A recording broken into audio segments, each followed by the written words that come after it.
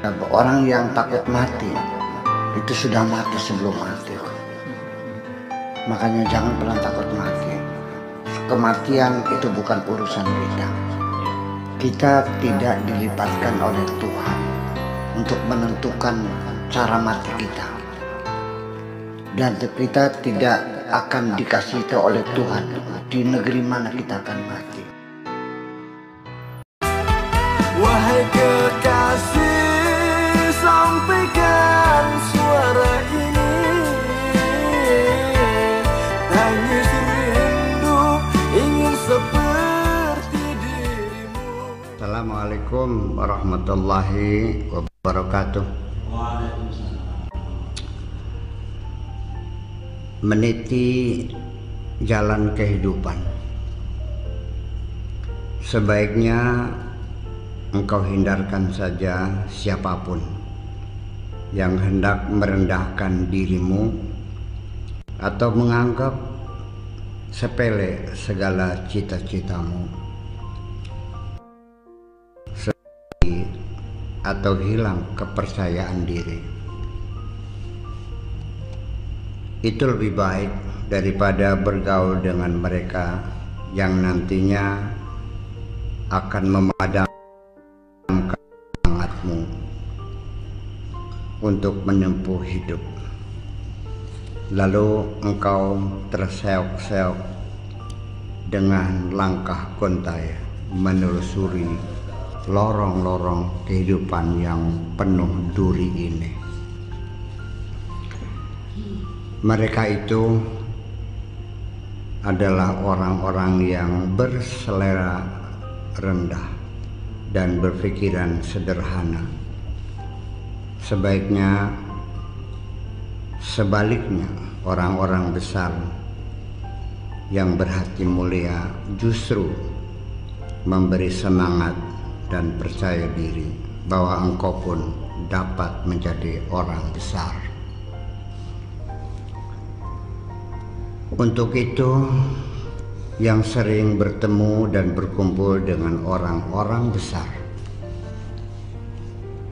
lalu apa indikator seseorang itu berjiwa besar yang mampu membesarkan dirimu? Cobalah perhatikan apa yang dikatakan dan apa yang dilakukan ketika dia dalam keadaan marah. Nanti di kemudian hari, aku tidak akan mengatakan engkau telah gagal karena keburu meninggal sebelum menggapai cita-cita luhur.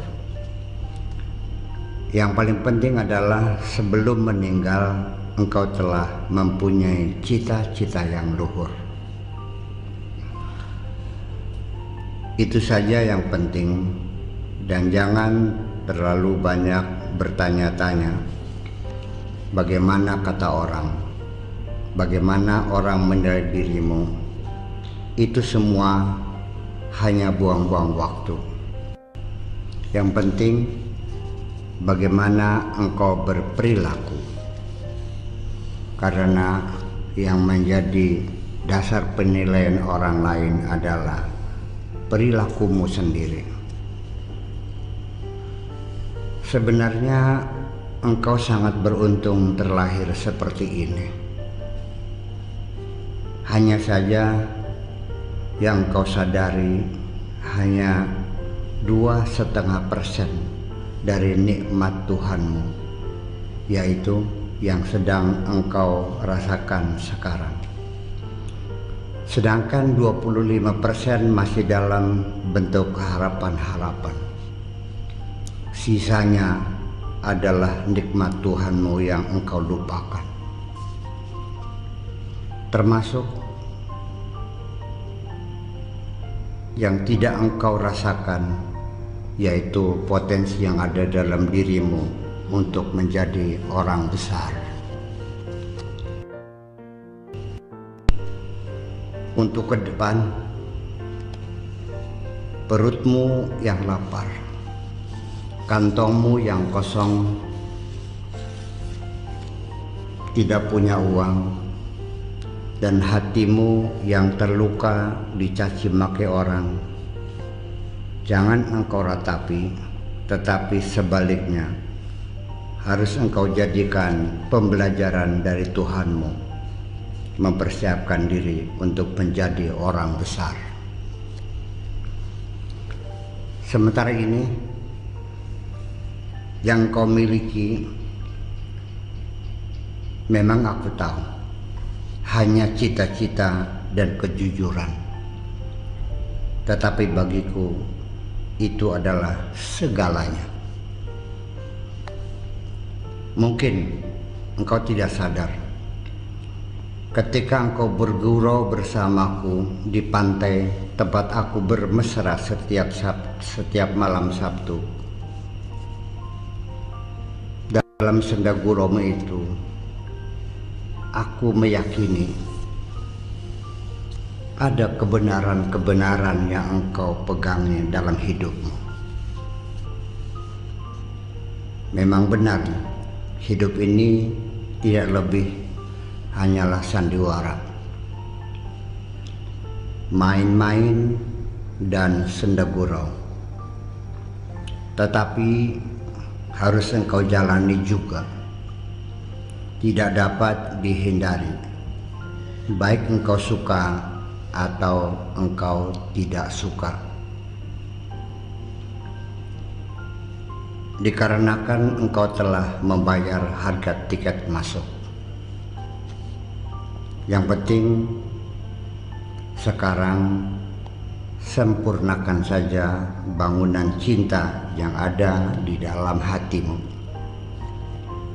Bikin ruang tamu yang besar supaya banyak orang yang berkunjung.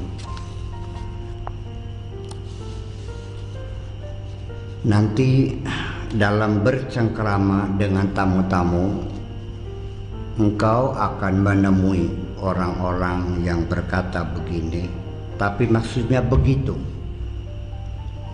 Ada yang berkata tapi tidak punya maksud apa-apa, sekedar hanya basa-basi saja. Tapi ada yang bermaksud sesuatu tetapi tidak bisa berucap apa-apa. Dalam hal ini aku berpesan kepadamu, jangan kau hambur-hamburkan cinta. Ditakar secukupnya saja, sebab nanti di penghujungnya aku tidak melihat dalam dirimu hambatan apapun. Paling-paling orang-orang yang ada di sekitarmu yang akan menghambat langkahmu meniti jalan kehidupan. Selanjutnya, jangan mengandalkan uang yang engkau miliki. Sama sekali uang tidak menjamin engkau menggapai tujuan. Malah yang lebih penting, engkau mencari dukungan dari orang-orang yang ada di sekitarmu. Sebab uang itu tidak lain hanyalah sebagai obat penenang ketika kepalamu berdenyut-denyut. Dalam mencari dukungan dari orang-orang yang ada di sekitarmu, jangan engkau buka semua rahasiamu. Nanti itu sama saja dengan memberikan pistol kepada orang lain untuk menembakmu. Dalam mencari dukungan dari orang-orang yang berada di sekitarmu, jangan engkau buka semua rahasiamu. Nanti itu sama saja dengan memberikan pistol kepada orang lain untuk menembakmu. Top secret hanya engkau dan Tuhanmu. Secret hanya engkau dan teman-teman akrabmu. Dan konfidensial hanya engkau dan orang-orang yang ada di sekitarmu. Kekayaan yang ada di tanganmu seperti air laut. Setelah engkau minum, semakin dahaga. Untuk itu harus engkau persiapkan jauh-jauh hari. Popularitasmu seperti air laut.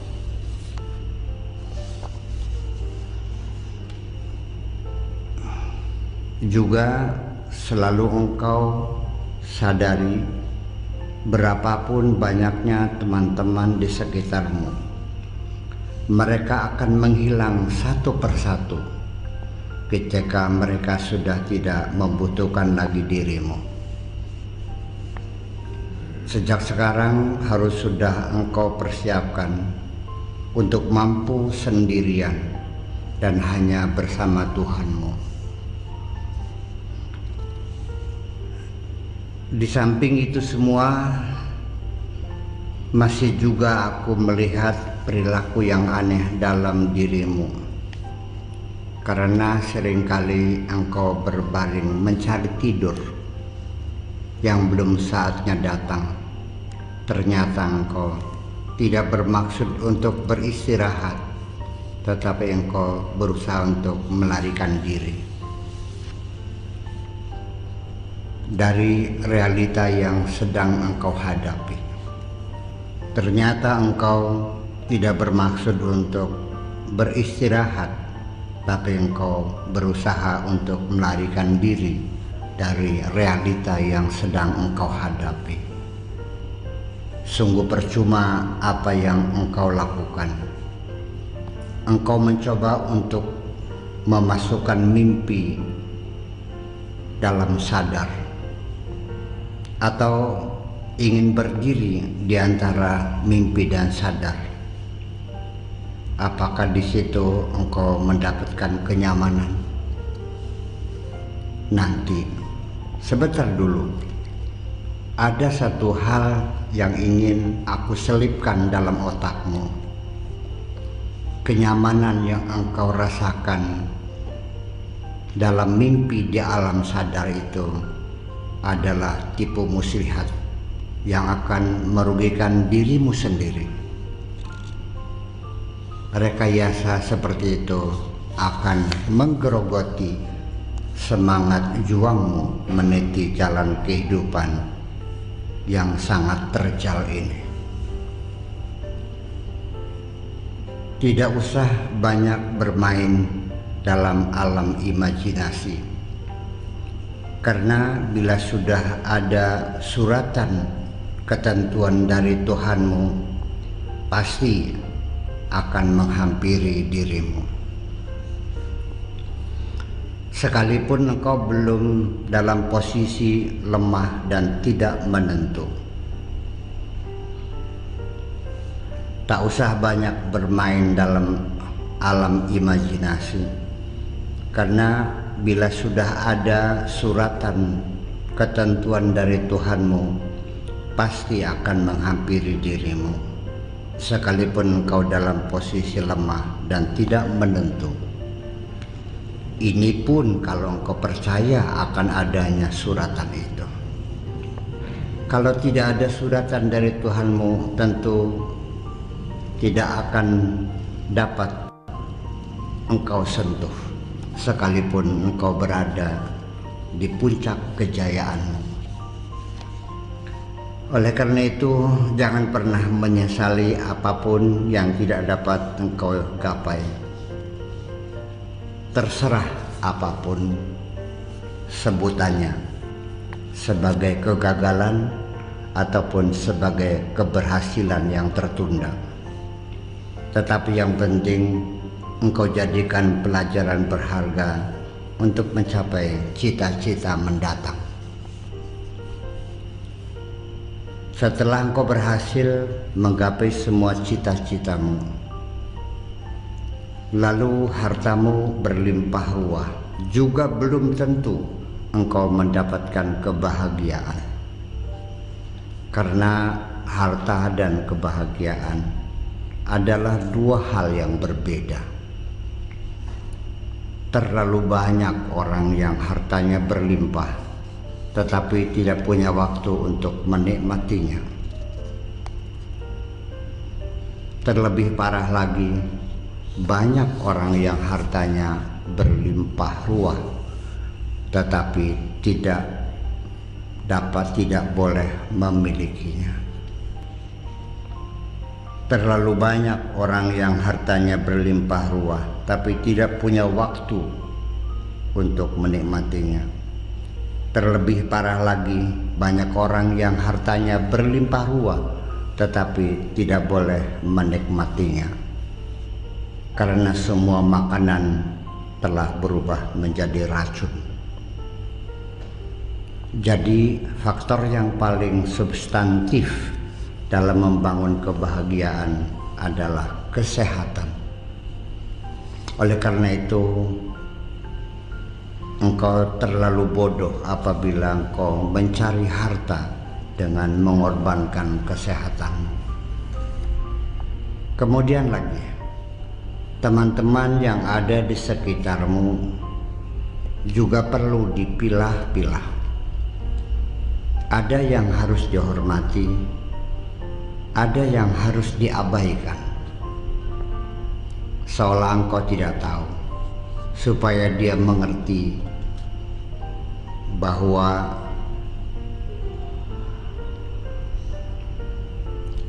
pertama-tama dia harus menghormati dirinya sendiri terlebih dahulu.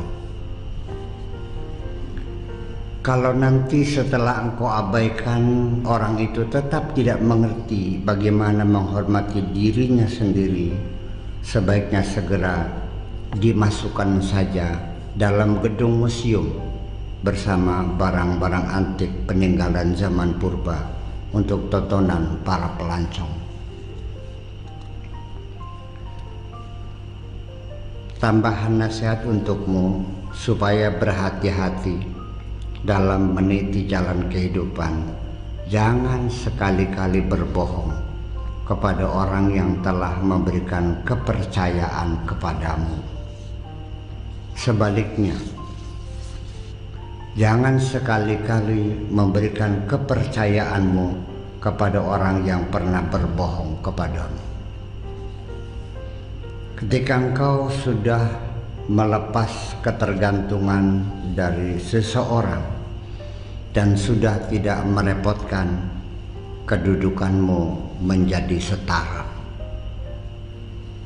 Tetapi ketika engkau masih bergantung kepada seseorang, maka kedudukanmu sebagai jongos.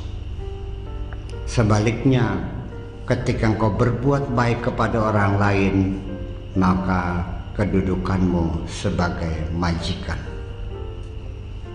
Untuk itu, engkau harus pandai memposisikan diri dalam pergaulan. Engkau yang memilih dan menentukan, bukan siapapun. Sebab identitasmu dapat diterka dari siapa orang-orang yang ada di sekitarmu. Engkau harus siap bersaing dalam hidup ini. Dalam persaingan selalu ada kalah, ada menang. Tidak selalu kalah dan tidak selalu menang. Tetapi engkau harus selalu tersenyum dalam keadaan apapun, baik kalah maupun menang. Sebab ketika engkau kalah dan tetap tersenyum, maka sang pemenang tidak dapat merasakan nikmatnya kemenangan. Di samping pesaing-pesaingmu, ada juga orang yang mendukung, yang memihak dirimu. Mereka sayang dan mencintaimu. Mereka berterus terang dalam hal apapun, maka hormatilah sebagai kejujuran. Tetapi ketika pesaing-pesaingmu berterus terang, maka itu namanya ketololan. keperkasaanmu dalam bersaing bukan berbentuk baju dan kendaraan, tetapi terletak pada kecerdasanmu. Apabila engkau sudah memiliki kecerdasan, maka yang lain-lain akan berdatangan dengan sendirinya. Ada lagi model yang ketiga, yaitu yang berpura-pura bersahabat, tetapi sebenarnya mereka itu pesaing kerasmu. Engkau tak usah membalas mereka dengan keras, percuma saja. Sebaiknya mereka engkau acuhkan saja, karena dengan sikap acuhmu itu mereka akan benar-benar terpukul. Aku berharap dengan kecerdasanmu engkau dapat menyelesaikan berbagai persoalan dalam hidup. Tetapi potensi kecerdasan hanya dapat menyelesaikan persoalan-persoalan yang telah terjadi. Tetapi ketika engkau terus mengasah otak, dan pengalaman panjang telah engkau lalui, serta jam terbangmu semakin panjang, ketika itu engkau akan menjadi orang yang jenius. Selanjutnya, setelah engkau menjadi orang yang jenius, maka engkau akan dapat berupaya untuk menghindari berbagai persoalan dan kesulitan yang mungkin bakal terjadi di kemudian hari. Terima kasih.